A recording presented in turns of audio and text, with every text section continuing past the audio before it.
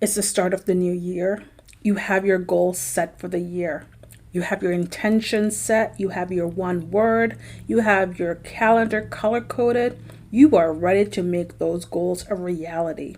But there's just one major thing missing that despite the intention and the goals and all that stuff, you're going to fall short. Again, like last year and the year before. Ready to finally make those goals come true? Real Talk with Tian starts now. Hey there, welcome to another episode of the Real Talk with Tian podcast. This is a podcast dishing all the dirt on the realities of running a creative business. My name is Tian, and I'm a designer, technical editor, and business coach. See, since leaving corporate almost a decade ago, I've been doing this amazing work full time. It hasn't always been easy, but it has always been totally worth it. Over the years, I've had the amazing opportunities to work with hundreds of makers just like you and tons of big brands. This has given me a front row seat to what it takes to be successful as a creative business. With this podcast, I'm drawing back the curtains to share with you the behind the scenes of the realities of what it's really like, what it takes to run a successful and fulfilling creative business. Welcome to the conversation. Grab a cup of tea or your favorite beverage. It's time for some real talk. In this episode, we're going to be talking about how to actually achieve your goals. With the changing of the calendar to a new year, there are a lot of emotions that come with that. For many, it's a time of renewal, a new beginning, a time to start fresh. This might be you. And if you're on the internet, everyone is talking about setting goals and their one word to focus on for the year. Guilty. I'm raising my hand. I've fallen for the one word to focus on thing too. But what I've done with my word of the year and setting goals and intention for the year is not to just write it down and journal on it and then set it aside like a thing that will just grow in the dark. Because if you've grown a plant through 2020, let's face it, a lot of us were growing plants in 2020. You know that these things need care and time. And it comes from planning and the doing. And this is something we focus on in Pattern Partnership with the weekly accountability posts, where each Monday we go in and we ask what your goals are for the week. And we don't just want a laundry list of to-dos. You can do that anytime. We ask you specifically to break down into tasks what you're doing, because we know that just thinking about doing a thing and setting the goals are great, but it's the planning and the execution that gets results. So this year, get all the washi tapes for your bullet journals, do the fancy lettering of your word of the year to post in your office and on Instagram. Do all the pretty stuff, but remember, there needs to be actual work too. Map it out step by step, and don't let not knowing how to do something hold you back.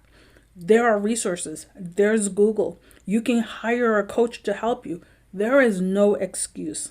If going forward is too scary, I get it. If taking that first step seems too daunting, work backwards. Visualize the end that you want, where you want to be, and walk yourself backwards to the present. So here's an example. If your goal is to publish your first pattern this year, or your first collection of patterns, or something you've never done before, research the components you'll need and then start with the end in mind and lead yourself backward from there to the present. Make a note of the path, each step you've taken to get from there back to here. This might sound complicated if you've never done it before, but let's look at a specific example. If you want to publish your first pattern, think about what you want to publish and when you want to publish it. Set the date and the category for the pattern, right? So for example, you want to make a cowl pattern, you set the date for March 1st. Okay? What's next?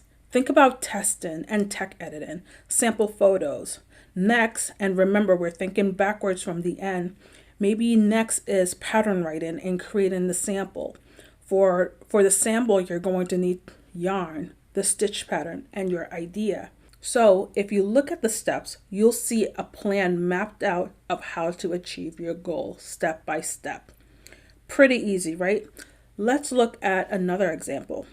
Maybe you want to increase your revenue for 2021. If you're starting at the end, you might look at setting the revenue goals and review your financial for the past year. If you need help with that, there is a link in the show notes to get your year-end financial review workbook. Or you can go to bit.ly/year-end review for designers. Anyway, once you've gone through your historical data, then look at how much you'd have to make each quarter, then each month, and then how much you'll need to make each week in order to hit your annual goals. So if your goal is to make, for example, $10,000, we're not going to start at day one at zero. We're going to look at December. In order to hit that $10,000 goal per year, how much would you need to make each quarter? How much would you need to make each month? And break it down that way. So it's a more manageable number that you can actually see happening.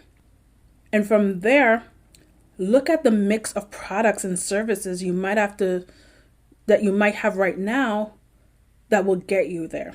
Maybe you need to sell 10% more patterns each week and add in teaching. Maybe it's less pattern and more teaching. Maybe there's workshops that you need to add in to make up the deficit. But figure out what the mix of products and services that you can provide that will get you to that $10,000 goal. For a lot of designers I work with, they set these audacious goals, but they don't have enough products and services in their repertoire to actually make enough sales. Or they don't have enough customers at the time to make those numbers. So you have to think of where you are right now and where do you need to be in order to reach that goal.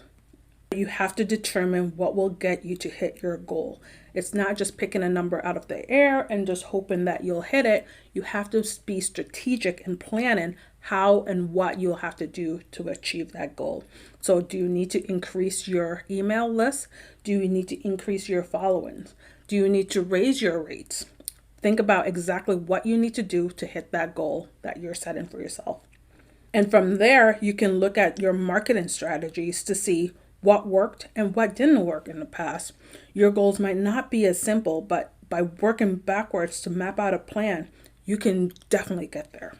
So if you've set goals in the past and found that you are not hitting them, try the strategies we've mentioned here today. And if you can use some additional support, we'd love to help you create a plan to reach your goal. Until next time, bye for now. Thank you for listening to another episode of the podcast all the way to the end.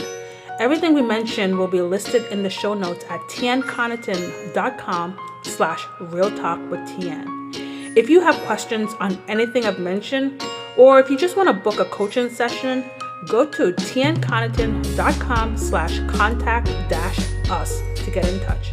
You got this.